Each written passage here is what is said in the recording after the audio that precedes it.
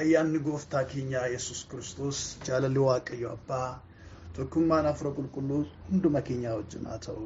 Ameen. Gooftaa Yesus Kiristoosiin jaallatamtanii isaan fayyitanii baruu isaa irratti eegamtanii guyyaa irraa kan geessan ijoolleen gooftaa waldaa Maraanaataa Yesus toora intarneetii onlaayinii irratti argamtu tokkummaa ulfina Waaqayyo mul'isuudhaaf gurmaa'e keessatti kan argamtanii tajaajiltoonni akkasumas amantoonni gooftaa Yesus Kiristoos wajjin karaa dheeraa deemtanii kan dhuftan akkasumas yeroo dhiyoo adeemsa gaarii kana isaa wajjin kan eegaltan nagaan isiniif haa ta'u. Akkam jirtu gooftaa keessatti jajjabaattu Waaqayyoo keessan isa isin fayyise isa isin barbaade wajjiniin adeemsa gaarii deemaa jirtu. Inni hanga har'aatti hunda keenya baate Waaqayyoon keenya teessoo isaa ulfina qabeessa irratti bara baraan haa kabajamu. Anis nagaadhaa ilmi Waaqayyo Yesus jireenya koo gaarummaa isaa isa dhumaan qabneen baatee geggeessaa fidee as nu ga'ee jira. Inni hunduma keenya jiraachise teessoo isaa kabajamaa irratti haa galatoomu. Ganama kana Waaqayyoon isa guddaa isa ulfina qabeessa walii wajjin jajachaa sagalee isaa immoo walii wajjiniin ilaaluudhaafidha. Ani kanan dhufe Waaqayyoon walii wajjin kadhannee gara sagalee isaa guyyaa irraa walii wajjiniin barannutti dabarra. Hallelujah. Galanni siif haa ta'u, ulfinni siif haa ta'u, ulfinni siif haa ta'u, galanni siif haa ta'u, uqubaan siif haa ta'u, ol jechuun siif haa ta'u. Goota bara baraan jiraattu yaa isa nu jiraachiftee maqaa kee isa guddaadhaaf ulfina laalla. Ulfinni, kabajni, uqubaan, aangoon, jajamuun maqaa Yesus Kiristoos gooftaatiin si duwwaadhaaf haa ta'u. Tokko tokkoon keenya kan eegamne, kan jiraanne, kan baatamne, tikaati nuuf taasisteen to'annoof gaarummaa jaalalati nutti agarsiifteenidha. Kanaaf maqaa kee kabajamaaf dinqisiisaadhaaf galata dhiyeessina. Galanni safara malee daangaa malee Yesus Kiristoosiin siif haa ta'u yaa Abbaa. Ammas yaa Waaqayyo fuula kee dura kan jirru namoota dadhaboo cubbuu garaagaraa qabnudha.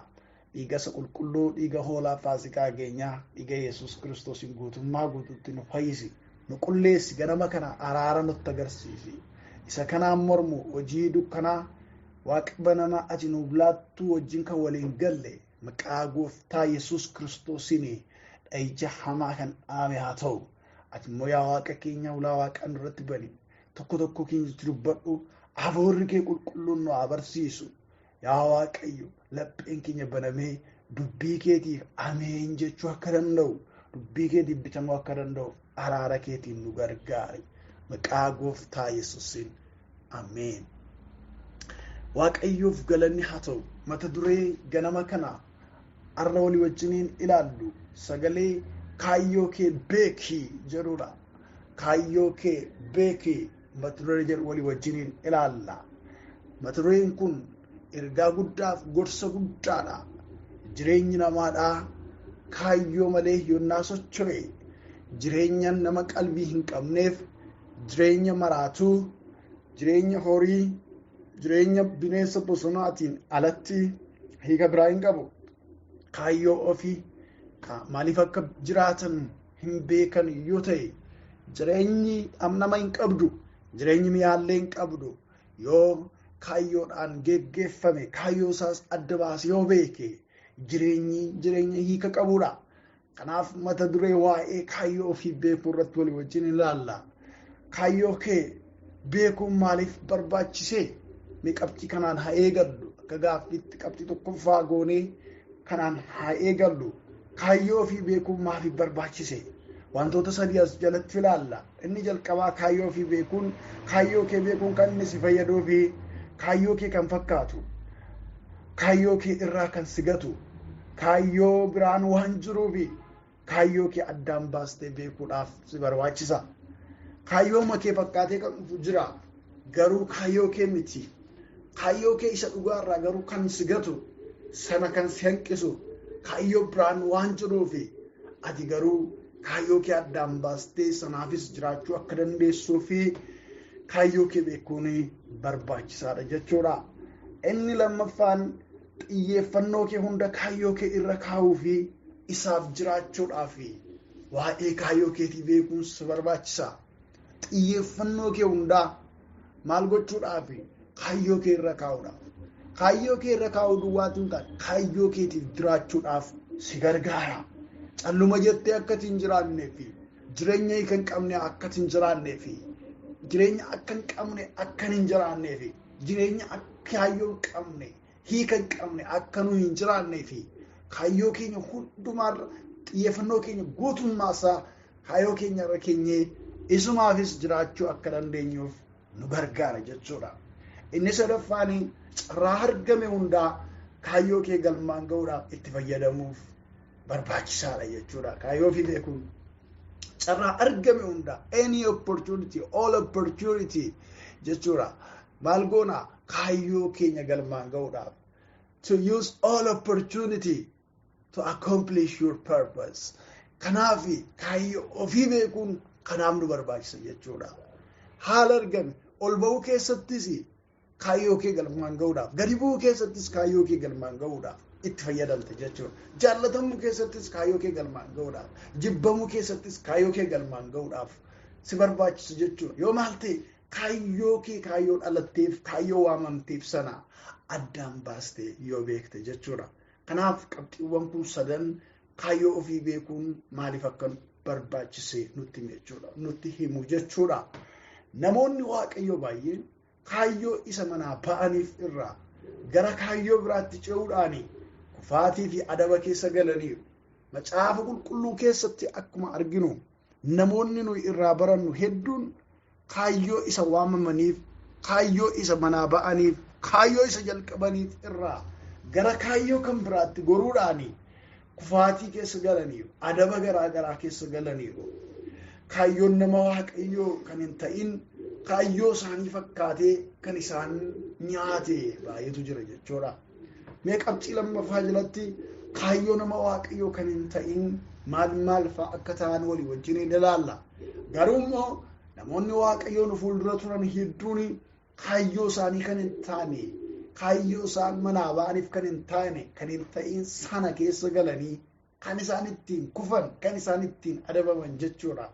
Kanaaf akka qabxii lammaffaatti kaayyoo nama waaqayyoo kan hin ta'in jettanii inni dura kaayyoon nama waaqayyoo guboo diinaa hambisuu miti.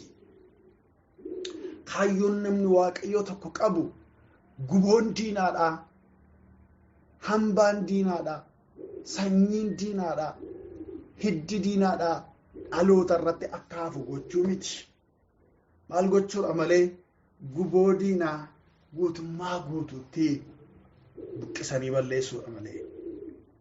Kanaaf kaayyoon nama waaqayyoo guboo diinaa hambisuu miti jechuudha. Macaafa Iyyaasuu boqonnaa 9:14-15 irratti Iyyaasuun gaaf tokkollee guboo diinaa saba isaa gidduutti hambisuu karoorsee hin beeku, garuu ni hambise. Akkas ture seenaansaa. Iyyaasuun idda Musee irraa geggeessummaa fudhate booddee waaqayyoo bifa ajaa'ibaatiin wajjin ta'ee galaana Yordaanosiin, laga Yordaanosiin edda hiree eegalee mootota ormaa warra isa fuuldura turan hundumaa mo'achaa, kukuffisaa, caccabsaa hamma Yaarikoo masaraa jabduu kuffisuutti deemaa waan dhufeefi diinonni tokko humnaan loluu, humnaan isaa wajjiniin wal falmuu waan hin dandeenyeef ta'anii tooftaa wayii baafatan.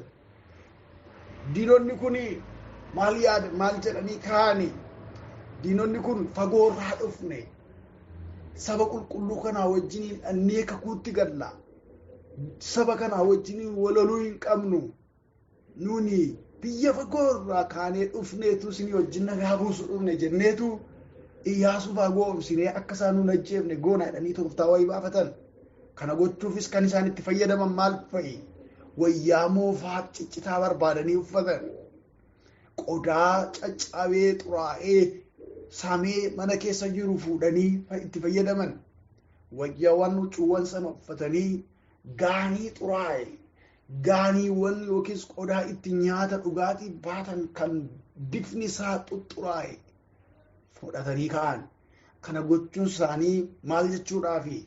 Nuni fagoo irraa dhufne garuu gaafa biyyaa deemsa jalqabnu uffannaan keenya kun haaraa ture qodaan nuti baannu kunis haaraa ture garuu karaa dheeraa deemnee waan dhufneefi karaa irratti nurkatti dulloome kanaaf kophee miilla keenya irra jiru kun ciccite isin wajjin nagaa buusuu dhufne tooftaa kanaan garaa isaan arganna jedhaniitu gara Iyyaasuutti qajeelan. Iyyaasuunii fi sabni isaa wajjiniin tures jarreen kun fagoo irraa dhufuu isaanii kallattiimaan ilaalanii ijumaan ilaalaniitu amanan.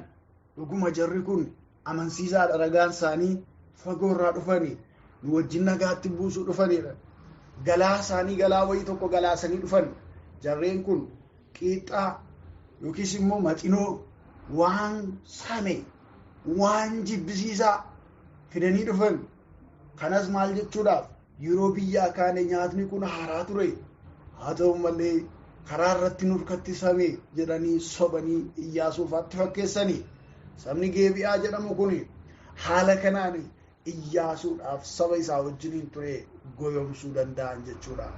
Iyyaasuunis dhugumaa Waaqayyo jarri kun karaa fagoo irraa dhufanii isaanii wajjiniin nagaa buusuu isaanii wajjin kakuutti galuu jedhee Waaqayyoon hin mari'anne saba karaa irraa fagoo irraa dhufe kana yaadumaan ilaalee hin fakkaata kunoo jedhee galaa isaanii irraa nyaate isaanii wajjiniis kakuutti gale sabni warri kaanis akka galaa isaanii irraa fudhatanii nyaataniin godhe kana edda godhanii guyyaa muraasa booddee yeroo deemanii mandaraa jaraatti bahanii edda maal godhanii maqaa Waaqayyootiin isin hin balleessinu bara baraan nagaatti wajjin jiraanna raawwannee isinitti hin buunu isin saba nagaan wajjin buusuudhaaf karaa dheeraadhaan dhufeedhaan edda maqaa Waaqayyootiin kakatanii guyyaa xiqqoo booddee gaafa adeemanii mandaraa warra Geebi'oonitti ba'anii mandaraa sana keessatti lola itti banuuf yeroo yaadanii already kakuutti galaniiru. Kanaaf kakuu waan kakataniif Waaqayyoon waan hin mari'anneef guboon diinaa bara baraan isaan keessa akka jiraattu ta'e sanyiin diinaa silaa isaan balleessan kun isaaniif hojjettoota ta'anii isaan irratti immoo diinummaa isaanii mirkaneessaa ijoollee Israa'el gidduu biyya kakuu keessa akka jiraatan ta'e. Ilaalaaf yeroo tokko yeroo ilaalanii kaayyoon isaa kaayyoo dhugaa fakkaata. Yeroo ilaalanii kaayyoon isaa kaayyoo qajeelaa fakkaata. Waanuma sirrii fakkaata. Garuu dubbichi akkas miti Waaqayyo irraa waan adda baafatamuu qabuudha. Galaa diinaa, galaa tortoraa, galaa samaa, galaa abaarsaa ijoollee Waaqayyoodhaa nyaachisanii ofiis nyaachuu ta'e garuu guboo inni guddaan immoo guboo diinaa sanyii diinaa kan dhaloonni booddeedhaan dhufu diina koo jedhee itti wallaansoo qabu kan ijoolleen Israa'el dhaloonni sanyiin isaanii itti qoramanii Israa'el gidduutti hambisuu itti ta'e garuu kaayyoon nama Waaqayyoo guboo diinaa hambisuu miti. Isa duraa Saamu'eel 15 lakkoofsa 13-15 irratti hanga 15tti Saa'ol jalqaba yeroo manaa ba'e kaayyoon isaa hambaa diinaa fidee isaan keessaa filee gara saba isaa fidee dhufuuf miti. Garuu erga dirree lolaa irra ga'eeti harki Waaqayyo mo'icha erga argamsiise booda kaayyoon addaa isa micciire Saa'oliif immoo sababa salphinaa isaaf ta'e. Dingatuma sammuu keessa dhufe diinota utuu kukuffisaa jiranii yaanni wayii sammuu keessa dhufe waan gaggaarii kana ammaa utuu fuunee gallee ba'eessa ikonoomii keenyaaf ba'eessa waaqeffannaa keenyaaf ba'eessa maaliif xinnaa'e yaanni Waaqayyo garuu boojuu boojaa hin jenne fudhadhaa hin jenne warra gaggaarii filadhaa hin jenne yaanni Waaqayyo Amaaleqii fi qabeenya isaanii jireenya isaanii guutummaatti balleessaa jedhe. Yaanni kun kan kenname ganaa yeroo Museen lubbuudhaan jiru gaafa isaan lola lafa onaa keessatti lola Iyyaasuu irratti kaasanii yeroo harki Museedhaa ol ka'u Iyyaasuun Amaaleqoota mo'atu yeroo harki Musee gadi bu'u immoo warri Amaaleqoota Iyyaasuu harka caalanii gaafa sana Waaqayyo kakuu kakatee ture guutummaa warra Amaaleq addunyaa jalaa nan balleessaa jedhee ture. Waaqayyo kaayyoo kana galmaan ga'uuf deema. Sammuu isaa ol keessa kan dhufe garuu boojuu ture. Haa ta'u malee Saa'ol gocha godhe kanaanii itti salphate.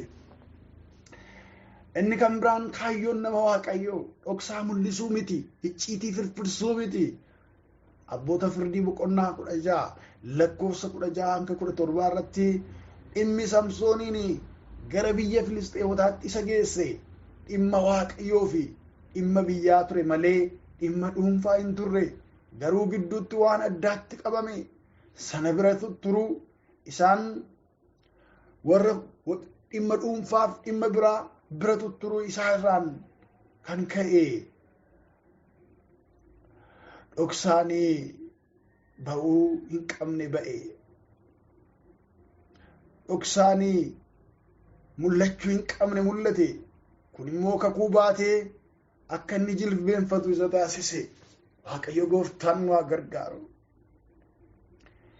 Namoonni yeroo baay'ee waa'ee Simsoon yeroo dubbatanii Simsoon maaluma gochaa biyya Filisxeemuu dhaqe, maaluma gochaayyuu dhaqee isaanii wajjiniin walitti michoomee jedhu. Walitti michoomuunsaas dhaqee isaanii wajjiniin tuttuqaa jalqabuunsaa dirree leenjii afur qulqulluun isaaf kenne ture. Inni sun sirrii ture. Dhimma Waaqayyootiif deeme. Dhimma biyyaafis deeme. Haa ta'u malee Samsoon carraa argame kanatti gargaaramuudhaaf dhimma ofiisaa dhimma foonsaatii hojjechuu jalqabe. Dhimmi kun immoo dhoksaa bara baraa kakuu bara baraan kan namni kan biraan dhaga'uu hin qabne harka dubartii sanaatti akka inni firfirsuu isa taasise. Inni kunis immoo nama kakuu guddaa nama kaleessa jirma baatee socho'u akka inni kakuu baatee jilbeenfatu. Akka inni kakuu baatee daakuu isa godhe firoota koo. Kanaaf kaayyoon nama Waaqayyoo dhoksaa mul'isuu miti. Inni kan biraan kaayyoon nama Waaqayyoodha. Dhoksaa mul'isuu miti kan jedhu jalatti waa'ee Hisqiyaas mootichaa ilaalla. Hisqiyaas mootichi gammachuu isaarraa kan ka'e waa'ee icciitii mana Waaqayyoodhaa dagate. Dhoksaawwan mana Waaqayyoo saaxilee Ormootatti agarsiise. Adaba waggaa 70 ijoollee Yihuudaatii fi dhagaa bu'uuraa kaa'ee du'e. Inni kunis bara inni dhukkubsatee du'atti dhiyaate. Hisqiyaasiin Waaqayyoo erga fayyisee booddee namoonni warra Baabiloon sanyiin Kaliidotaa isa dubbisuudhaaf gara isaa deemani. Gara isaa gaafa deemani Iyyaasuun ifamaa Hisqiyaasi namoota biyya ormaatii dhufan warra dhannan qabatin kana dhoksaa manasaa mana qulqullummaa Waaqayyoo mana mootummaa hundumaa diigee isaanitti agarsiise. Kunis lammaffaa mootota boqonnaa 20 lakkoofsa 15 irratti barreeffamee jira. Hisqiyaas jarreen kana mana keessa deemee daawwachiise.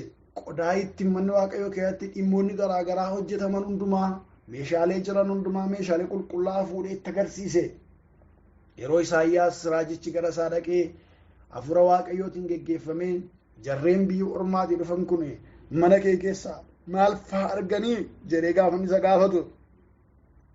Wanti isaan argin tokko yoo hin jiru hundumaa agarsiiseera jedhe. Egaa barri tokko hin dhufaa. Barri itti qabeenyaan jarreen kun argan hundumtuu booji'amee gara biyya isaaniitti geeffamu kana dhugaa isaa beeke. Hisqiyaasis jecha karaa Isaayyaas raajichaa dhufe kana homaattuu lakkoofne bara koo keessatti nagaan taanaan homaa rakkoon qabu jedhe. Dhalootaa fi gufuu kaa'e. Dhalootaa fi dhagaa bu'uuraa ittiin booji'aman kaa'ee darbe. Namni Waaqayyoo kun bara silaa galateeffannaadhaaf dhaabatutti dhaloota isa booddee jiruuf dhagaa gufannaa, dhagaa badiisaa fi seenaa booji'amuu mallatteessee darbe. Kanaaf kaayyoon nama Waaqayyoo garuu dhoksaa mul'isuu hin turre akkuma Simsoon jechuudha. Qabxiin itti aanu dhoksaan kaayyoon nama Waaqayyoo kan hin ta'in kaayyoon nama Waaqayyoo achi goruu miti. Seera uumamaa boqonnaa 16 lakkoofsa 2 irratti Abrahaam kakuu dhalootaa baatee sagalee addaa dhaga'ee gara Aggaaritti achi gore. Kun immoo seenaa Waaqayyoo keessa hin jirre akka inni galmeessu isa taasise. Lammaffaa Xiimotewos 2:3-4 irratti namni loltuudhaaf qacarame gidduudhaa waa argachuudhaaf dhimma kan biraatti galuu hi'iisa sagalee jedhutu barreeffamee jira. Achi goruu miti. Kaayyoon nama Waaqayyoodhaa adeemsatti kenname karaa itti kenname galmaan ga'uudha malee achi goraa as goraa deemuu miti. Namni Waaqayyoodhaa Abrahaam garuu jilba isaa keessatti kakuu dhalootaa baatee utuu socho'u garuu sagalee haadha manaasaa sagalee gaarii fakkaatee kan gara isaa dhufe sagalee Saaraayii dhaga'ee gara hojjettuu isaanii Aggaaritti gale gara isheetti achi gore kakuurraa achi jallate seenaa Waaqayyoo keessa hin jirre kan Waaqayyoo hin karoorsine addunyaa kana irratti galmeessuu danda'e. Waamichi Yihuudaadhaa Luqaas 22:6 irratti akkasumas kan Deemaas lammaffaa Xiimotewos 4:9-10 irratti maallaqaa fi faayidaa yookiis daldala hin turre garuu karaa isaanii irra dhaabbatee gaafa arganii irraa goruu hin dandeenye. Ilaalaa firoota koo kaayyoon Yihudaan jalqaba gooftaa duukaa adeemu jalqabee fi kaayyoon isaa maallaqaaf qarshii 30 barbaadu meetii 30 barbaadu hin turre. Akkasumas Deemaas hojii wangeelaatiif hidhatee yeroo Phaawulosii wajjin deemsa eegale kaayyoon isaa biyya Tasalonqee gabaa daldalaa ho'ituu qabdu keessatti daldalatti goruu hin turre. Deemaasis ta'e Yihudaan maallaqi jaalalli addunyaa kanaa karaa isaanii irra dhaabbatee gaafa isaan eege isaaniin kaayyoo sanarraa achi goranii gooftaadhaa wajjin adeemsa itti fufuu hin dandeenye. Maal godhan malee ittiin liqinfaman malee achi goruu kaayyoon nama Waaqayyoo achi goruu miti. Kaayyoo isaa beekeetu kaayyoo isaa duukaa tarkaanfachuudha malee achi goraa as goraa deemuu miti firoota koo. Inni kan biraan kaayyoo nama Waaqayyoo kan hin ta'in kaayyoon nama Waaqayyoo galma xuraa ijaaruu miti. Galma jibbisiisaa galma Waaqayyootti hin kabajamne ijaaruun kaayyoo nama Waaqayyoo miti.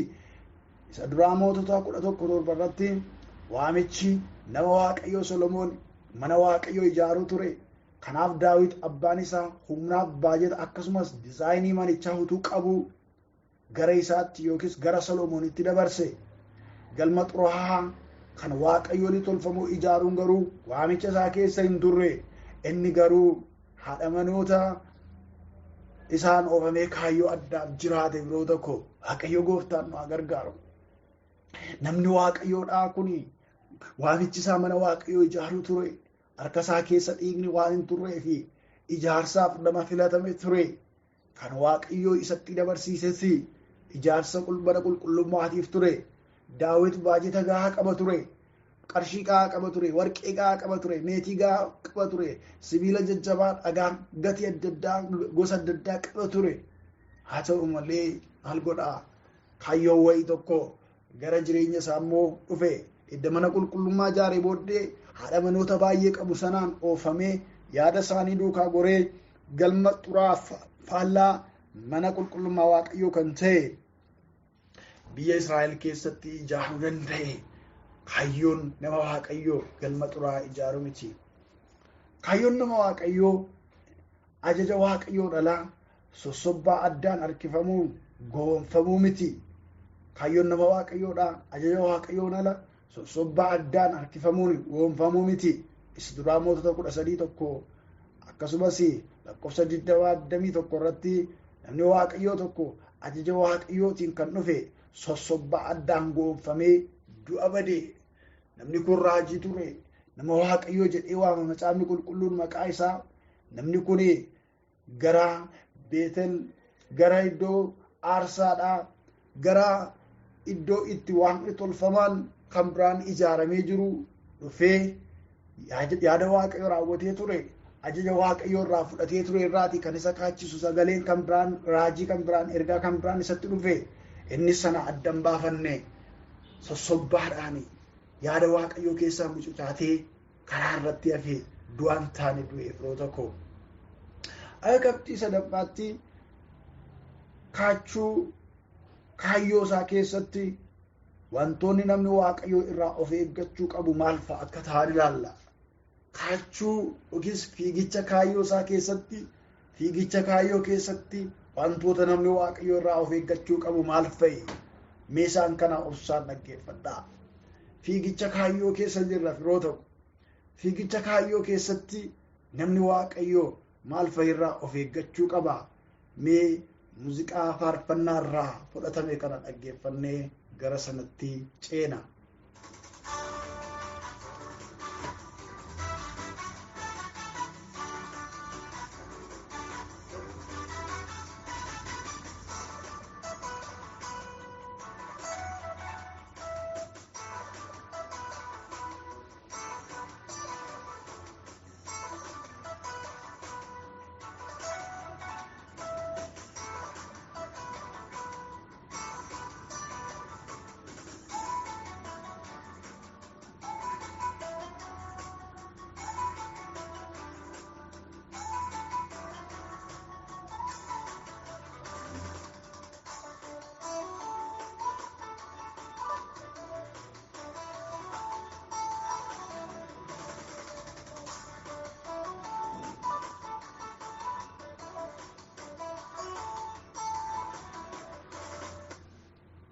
kaachuu kaayyoo keessatti fiigicha kaayyoo keessatti namni waaqayyoo wantoota inni irraa of eeggachuu qabu maal fa'i?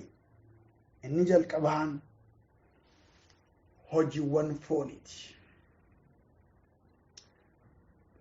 Gufuun kaachuu kaayyoo, danqaan fiigicha kaayyoo maal fa'i? Hojiiwwan fooniiti. Isaan kun namni waaqayyoo adeemsa kaayyoo keessatti, fiigicha kaayyoo keessatti, kaachuu kaayyoo keessatti kan inni irraa of eeggataa deemudha. Galaatiyaa boqonnaa 5 lakkoofsa 19 hanga 21 irratti sagalee barreeffamee jiru akkana jedha. Hojiin foonii mul'ataadha. Isaanis haalallummaa, xuraa'ummaa, gadhiisii, waaqayyoolii tolfaman waaqessuu, qoricha namatti gochuu, diinummaa, qocolloo, hinaaffaa, dheekkamsa, ofittummaa, yaadaan gargar ba'uu, barsiisaan gargar cabuu, weennoo, machii, albaadhummaa, wanta kana fakkaatus akkuma kanaan dura isinitti himee ture. Warri wanta akkasii hojjetanii mootummaa waaqayyootti galuu akka hin dandeenye ammas isinitti nan hima.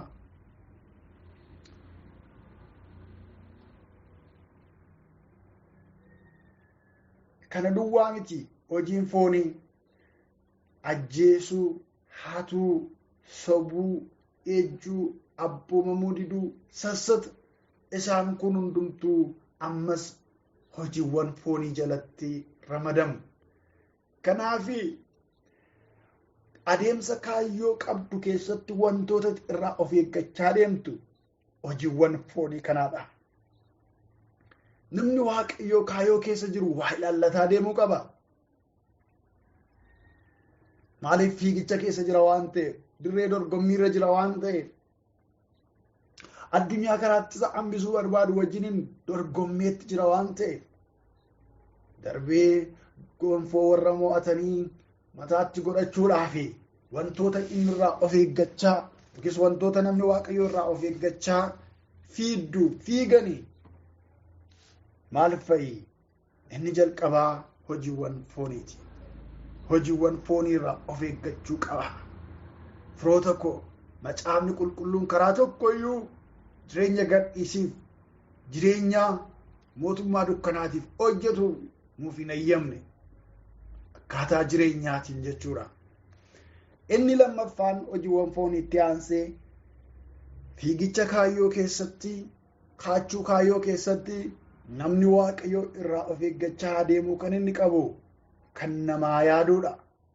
Maatiyos 16:22-23, hojii ergamoota 4:9-20. Kunis kan waaqayyoon gammachiisu dhiisuun kan namoota gammachiisu yaaduudha. Kun immoo meeshaa seexanni itti fayyadamu nama taasisa. Phexros kutaa duraa keessatti kan inni yaade kan namaa ture. Innis maalidha? Gooftaa Yesus akka du'aa ka'u gana adamni qoramsi hedduun akka isa eeggatu yeroo inni dubbatetti yaaduma isaa isa foonii kanaan yaadee du'uu gooftaatiif gaddee Phexros du'uun qabu jedhee gooftaa gorsuutti ka'e. Isa booddee gooftaan ofirraa isa dheekkame. Ana duraa ture seexana nanaa ittiin jedhe. Ati kan namaa malee kan waaqayyoo hin yaaddu jedhe. Kan namaa yaaduun jechi kun maaliin ibsama? Kan namaa yaaduu yeroo jennu ulfina ofii barbaaduu, ulfina ofii eeggachuu, maafan tuqama, maaf maqaan koo dhaama akka jechuuti. Ulfina ofii barbaaduu yookiis eeggachuudha. Sodaaf jecha dhugaa awwaaluu, ari'atama sodaachuun jechuudha. Kunis kan namaa yaaduudha. Kan nama duwwaa yaadu yaada waaqayyoo ala ta'uu jechuudha. Sodaaf jecha maal gochuu? Dhugaa awwaaluudha. Ari'atama sodaachuudha. Dhugaa awwaaluudha.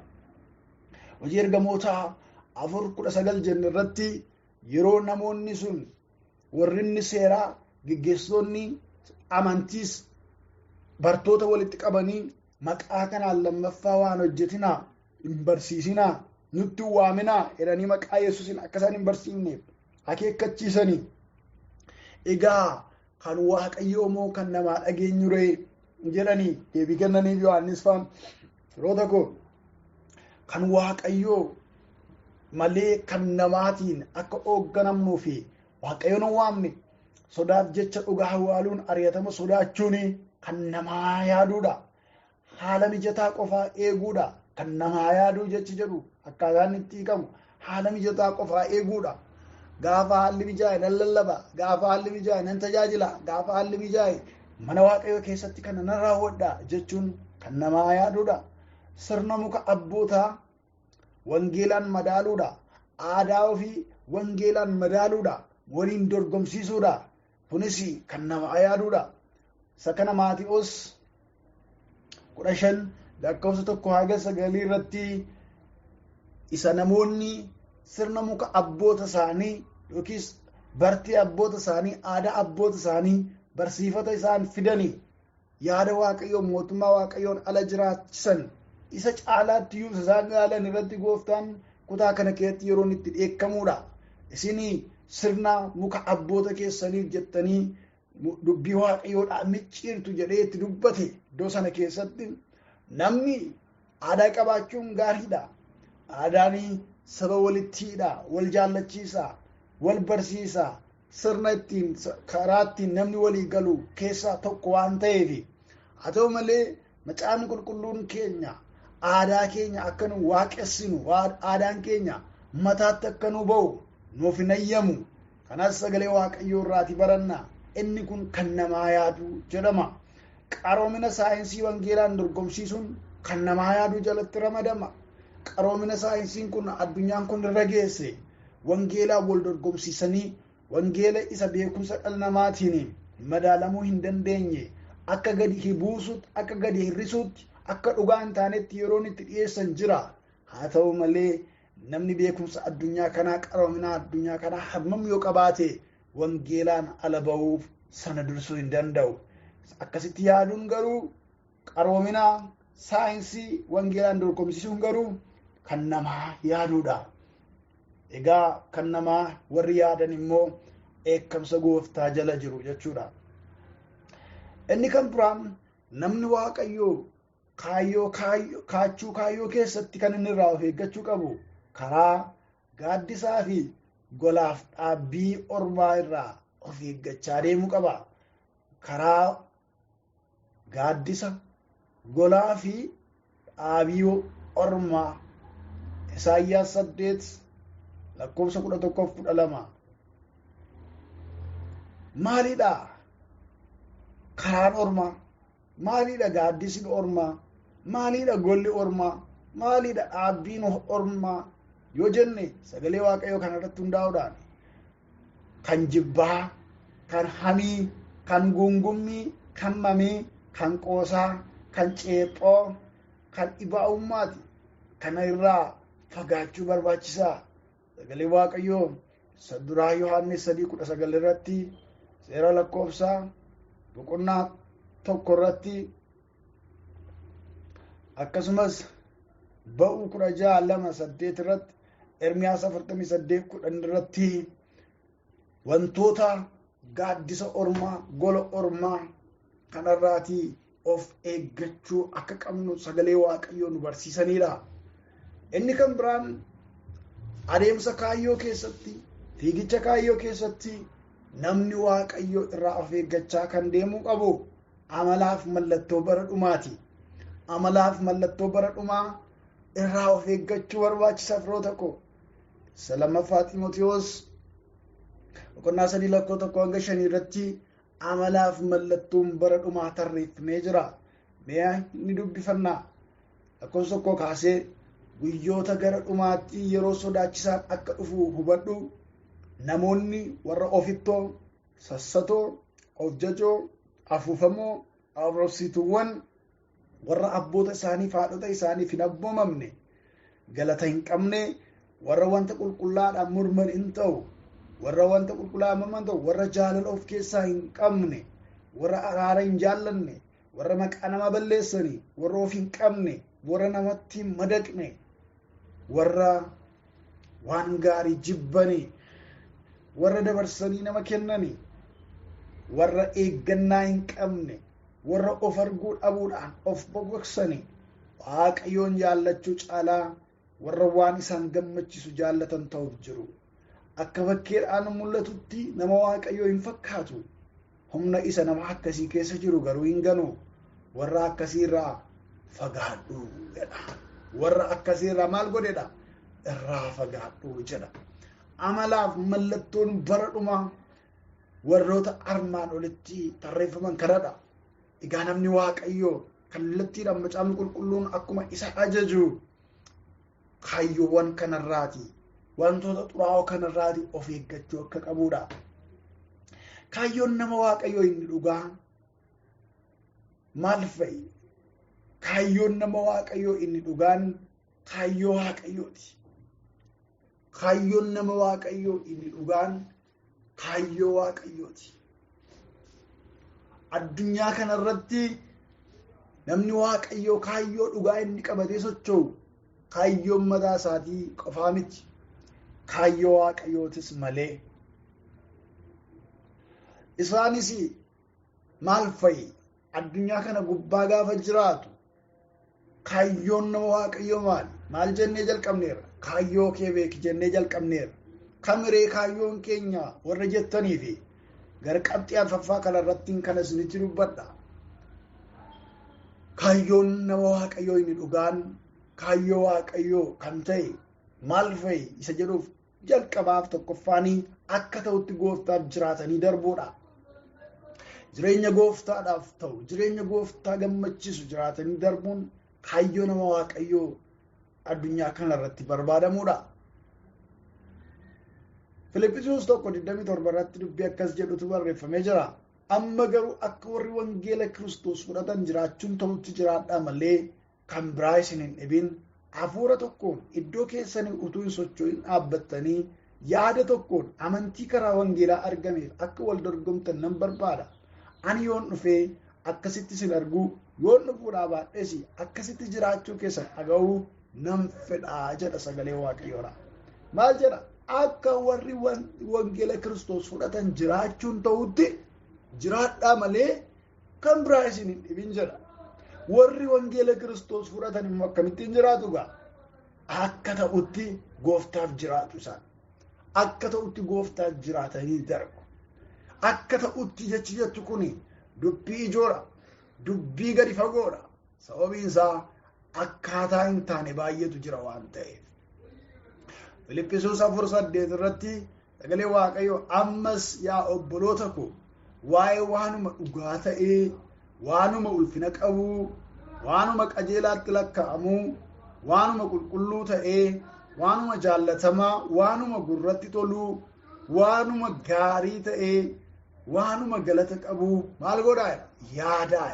Irraan deebi'ame Filiphisius 4:8 irratti ammas yaa obboloota koo waa'ee waanuma dhugaa ta'ee, waanuma ulfina qabu, waanuma qajeelaatti lakkaa'amu, waanuma qulqulluu ta'ee, waanuma jaallatamaa, waanuma gurratti tolu, waanuma gaarii ta'ee, waanuma galata qabu yaadaa. Inni kun akka ta'utti Waaqayyoof jiraachuu, jireenya Waaqayyoof ta'u, jireenya Waaqayyoof adda bahe jiraachuun kaayyoo nama Waaqayyoo addunyaa kanarratti qabu isa dhugaa isa jalqabaati jechuudha. Gooftaa Yesuus Kiristoosiin fayyineerra mootummaa Waaqayyoodhaa kan arganne hojii keenya isa gaariidhaan miti, amantiidhaan karaa ayyaana arganneerra. Kun hojii Waaqayyooti malee hojii namni hojjetee bira ga'u miti. Haa ta'u malee edda fayyineetii booddee, edda dhala Waaqayyoo taanee booddee amala Waaqayyoo fudhannee waan ayyaanichi nu fayyise nurraa barbaadu jiraan. Innis jireenya Waaqayyoof ta'u jiraachuudha. Jireenya qulqullummaa Waaqayyoof jiraachuudha. Jireenya cubbuu lagate, jireenya cubbuu ciiggee, jireenya cubbuu tuffate, jireenya laga cubbuu ce'ee darbe jiraachuudha.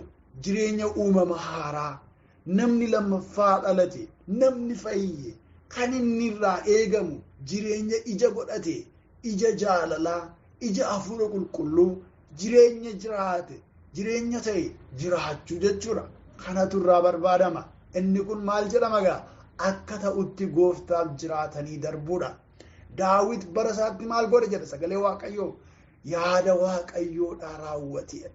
Yaada Waaqayyoodhaa tajaajileera. Sabooddee hin darbeera. Bara isaa guutuu yaada Waaqayyoo ilaala. Daawit kaayyoonsa yoo mana mootummaa galus waa'ee yaada Waaqayyoo yaada.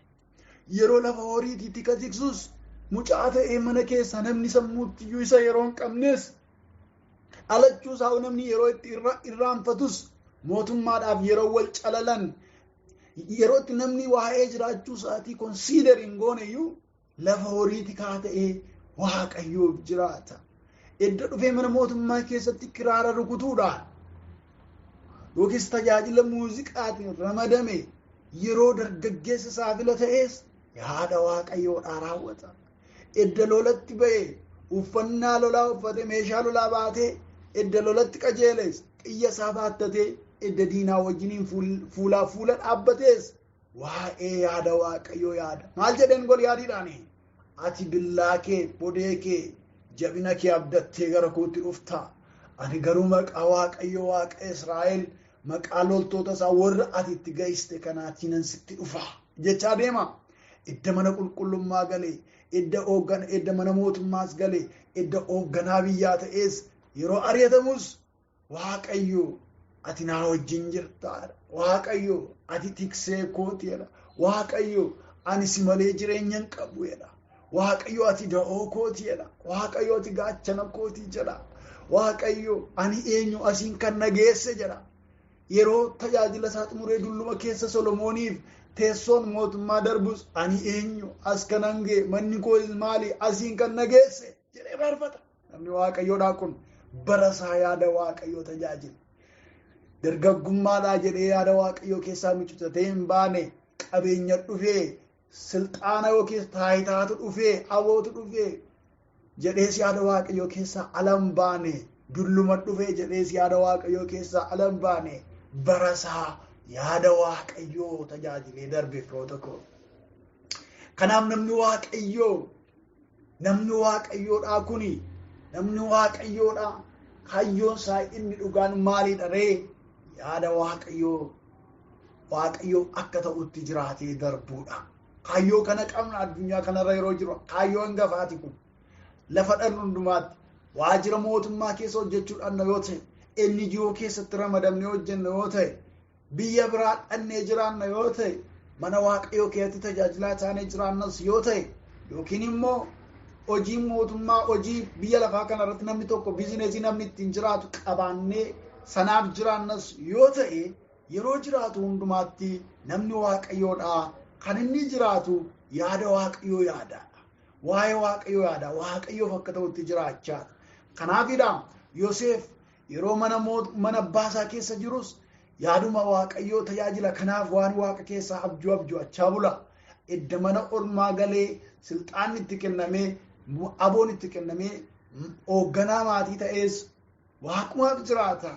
Edda dhugaansaa badee mana hidhaatti darbatames Waaqumaaf jiraata. Achii ba'ee hoogganaa biyyaa ta'ee yeroo Fari'oon biratti qaama olaanaa ta'ee muummicha ministeeraa ta'ee biyya Misraa yookiis biyya Gibxii geggeessus nama Waaqayyoo ta'e yaada Waaqayyoo tajaajilaa ture. Kanaaf gadi bu'uun utuu hin daangeffamin ol ka'uudhaanis utuu hin ajaa'ibsiifatamin maal gochuudha? Waaqayyoof akka ta'utti jiraatanii darbuudha. Kun kaayyoo nama Waaqayyoo isa dhugaadha firoota koo. Kanarraa nu gatuudhaaf kana keessaa nu mucaachisuudhaaf gaarii fakkaatanii gara keenya kan dhufan mata dureen hedduun jiraachuu malu. Qalaa hedduun nutti barreeffamuu mala. Sagalee baay'een gara keenya dhufuu mala. Miirri hedduun keessa keenya dhaga'amuu mala. Sun hundumtuu gaaffiidha. Nuyi garuu gaaffii kanaaf deebiin olaannu murteessaadha. Maal ta'uu qaba? Ani nama kaayyoo qabuudha. Kaayyoon koo inni jalqabaa maaliidha? Gooftaa kootiif akka ta'utti jiraadhee darbuudha. Akka ta'utti ishee jettu sirriitti qabadha. Jiraachuu duwwaa miti, amanuu duwwaa miti, gooftaan qaba jechuu duwwaa miti. Akka ta'utti isaaf jiraatanii, isa sodaachaa, isaaf bitamaa, isaaf hollachaa, isaaf laphee ofii urgufaa jiraachuu jechuudha. Isaaf booji'amanii jiraachuu jechuudha. Kanaaf qabxiinni tokkoffaan kaayyoo nama Waaqayyoo isa dhugaa ilaalle tokko kanadha. Inni lammaffaan namni Waaqayyoo kaayyoo inni qabu, kaayyoo inni beekuu qabus mootummaa Waaqayyoo lafa irratti harkisuudha. Irran deebi'a. Mootummaa Waaqayyoo lafa irratti harkisuudha. Kadhata yaa abbaa keenyaa kadhannu keessatti jecha akkas jedhutu jira. Fakkeenyaaf Maatiyos 6:10 irratti mootummaan kee haa dhufu jennee kadhanna. Yohaannis 6:68 irratti immoo dubbii waa'ee jireenya bara baraa jedhutu jira. Macaafa qulqulluu keessatti ergama guddicha yookiis Great Commission kan jedhu immoo Maatiyos 28:19 irratti akkas jedha. Egaa dhaqaa maqaa abbaatii fi ilmaatti kan hafuura qulqulluuttis isaan cuubuudhaan saba hundumaa bartoota koo godhaa. Waan ani isin abboome hundumaa eeguu isaan barsiisaa. Kunoo ani immoo hamma dhuma baraatti guyyaa hundumaa isinii wajjiniin jira jedheedha.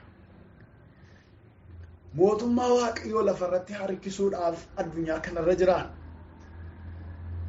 ambaasaaddaroota Waaqayyoo, ambaasaaddaroota Kiristoos taanee addunyaa kanarratti mootummaa Waaqayyoo calaqqisiisuudhaaf jiraan. Kadhata yaa abbaa keenyaa keessatti mootummaan kee haa dhufu yeroo jennu sabni biyya lafaa kanarra jiru siif haa bitamu. Foon qabeessi hundumtuu hooggansa kee jalaa haa galu.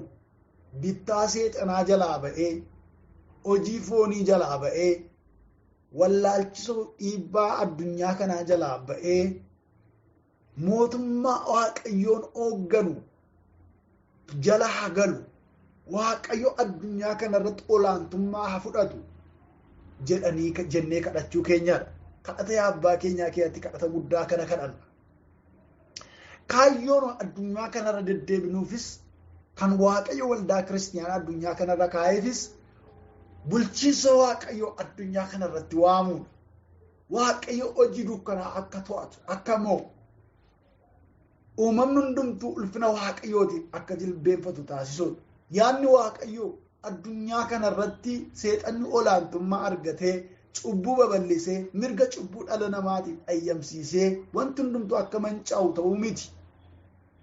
Waaqayyo karaa ilma isaa Yesuus Kiristoos addunyaatti araaramuu kan inni jaallateef mootummaan Waaqayyo addunyaa kanarratti olaantummaa qabaatee namoonni akka isaan gara mootummaa Waaqayyootti dabalamaniifidha. Nus immoo isa kanaaf bakka buutota taane, isa kanaaf dhuga baatota taane mana Waaqayyoo keessa jirra. Kanaaf kaayyoo nu qabnu inni guddaan, inni lammaffaan, inni bu'uuraan nuyi barumsa keenya keessatti ilaallu mootummaa Waaqayyoo babal'isuu, mootummaa Waaqayyoo lafarratti gadi harkisuudha. Kunis hojii gurguddaa lamaan bakka galma ga'a. Hojii gurguddaa lamaan raawwatama. Hojiin mootummaa Waaqayyoo jennu kun inni tokkoffaan wangeela babal'isuudha. Evangelism isa jennu jechuudha. Evangelism wangeela babal'isuu, wangeela dhugaa ba'uu, waa'ee Yesuus Kiristoos namootatti labsuu. Yesuus fayyisaadha. Gooftaa Yesuus Kiristoositti amanii isaaf jiraadhu, isaaf buli jennee namootatti waa'ee fayyisuu Yesuus Kiristoos dhugaa ba'uun hojii isattiin mootummaa Waaqayyoo galma ga'u isa tokkoffaadha. Lammaffaan immoo warra amanan bilcheessuu, bartuu taasisuudha. Innis immoo discipleship isa jedhamu jechuudha. Namoonni edda amananii booddee calluma jedhanii galmee waldaa irratti galmaanii taa'utu hin taane isa amanan kana immoo akka jiraataniif duuka buutuu Kiristoos akka ta'aniif barsiisuudha, qopheessuudha. Kanaaf namoota akkuma dirree irra deemnee miidiyaa adda addaatti fayyadamnee dhugaa itti baanee gara mootummaa Waaqayyootti finnu edda isaan amananii booddee immoo Yesuus Kiristoosiin fakkaatanii akka jiraataniif qaruun, leenjisuun, barsiisuun, bartuu gochuun, duuka buutuu gochuun immoo barbaachisaadha. Inni kun bartuu taasisuu yookiin bilcheessuu yookiin discipleship jedhama. Rakkinni waldaa kiristiyaanaa nuti har'a keessa jirru isa kana. namoota baay'ee miiliyoonaan lakkaaman waldoota keenya keessaa qabna. haa ta'u malee namoota bartuu Kiristoos ta'an Yesuus Kiristoosin fakkaatanii jiraatan disciple ta'an duuka buutuu Kiristoos ta'an garuu hedduu hin qabnu. Kanaaf kan nurraa eegamu sagalee Waaqayyoodhaa kan nu barsiisu discipleship gochuu yookaan bartuu taasisu jechuudha. Egaani gaafa evangelizimiin hojjetamu discipleshipiinis hojjetamu maaltu ta'a? Ulfina Waaqayyootu mul'ata. Kanaaf kaayyoon namni addunyaa irratti yeroo jalqabaatiif uumameef ulfina Waaqayyootiif kan jennuuf gaafa dhuga baatiin wangeelaa galma ga'u gaafa namoonni bartuu Kiristoos ta'anii ulfinni Waaqayyoodhaa karaa isaanii mul'ata yookaan karaa keenya mul'ata jechuudha. Egaa kaayyoo gurguddaa kanaaf jiraanna firoota koo mootummaa Waaqayyoo addunyaa kana irratti harkisuu fi akkasumas immoo akka ta'utti gooftaaf jiraannee darbuudha. Erga dhalannee kaayyoo dhalanneef beeknee fiixaan baafnee darbuuf dhimmuu qabna. Waan baaneef raawwachuu qabna. Waaqayyo gooftaan nu gargaaru. Ameen. Dhalanneerra firoota koo erga dhalannee kaayyoo dhalanneef beeknee kaayyoo dhalanneef fiixaan baafnee darbuuf dhimmuu qabna. Waan baaneef raawwachuu qabna. Gooftaan nu gargaaru. Akka ta'utti gooftaaf jiraadhu. Mootummaa Waaqayyoo addunyaa kana irratti babal'isi. Waaqayyo hunduma keessanii wajjin haa ta'u. Ameen. Gooftaa walii wajjin galateeffannee xumurra. Galanniif ulfinni kabajamuun maqaa gooftaa Yesuusin isa qulqulluuf ulfina qabeessa teessoo kee waaqaraa irratti siif haa ta'u yaa Waaqayyo. Dhimma keenya nuuf xumurtee dhaloota kakuu dhaloota kaayyoo nu taasisteetta. Maqaa gooftaa keenya fayyisaa keenya Yesuus Kiristoosiin bara baraan kabajamii ulfaadhu maqaan kee ajajamu. Diiyaabiloosiif hojjetoonni isaa salphatanii nu har'a jiraannee sagalee kee sagalee Waaqayyoo dhaga'aa jirra. Maqaan kee bara baraan nuuf ulfaatu. Yaada keessa gaarii yaada keessa ulfina qabeessa keessatti jiraannee har'a ga'uu keenyaaf bara baraan ulfaadhu. Ammas kaayyoo dhalanneef kaayyoo keenya isa dhugaa beekne isa kaayyoo keenya fakkaatee dhufee tottolee kaayyoo keenya isa gaarii irraa nu kaachisuu dhufu hundumaa nurraa gaggatu nurraa lafaan dha'uudhaani kaayyoo keenya akka xumurruu fi ati nu gargaari. Kaayyoo keenya beeknee sanaaf jiraachuu sanan galmaan ga'achuuf carraa hundumaatti gargaaramnee kaayyoo keenya fiixaan baafachuu akka dandeenyuuf hafuura kee nu dammaqsi, hafuura kee nu gargaari. Bara keenya hundumaatti darbi. Waaqeffannaa as keessatti ta'aa jiru hundumaa irratti ulfina kee mul'isi. Ijoollee kee karaa hundumaatiin hojii kee hojjechaa jiran irratti eebbaaf araara kee baay'isi. Hamaan kamiyyuu dhaloota kana hin danda'in dhuma keenya bareechi. Waan nu dhageesseef ulfaadhu maqaa gooftaa Yesuusiin. Ameen. Waaqayyo gooftaan isin haa eebbisu. Sagalee Waaqayyo isa barattan kana namoota kan biroodhaaf qooddanii ga'ee keessan hojii mootummaa Waaqayyoo keessatti akka raawwattan asumaanis yaadachiisaa. Gooftaan isin waliin haa ta'u.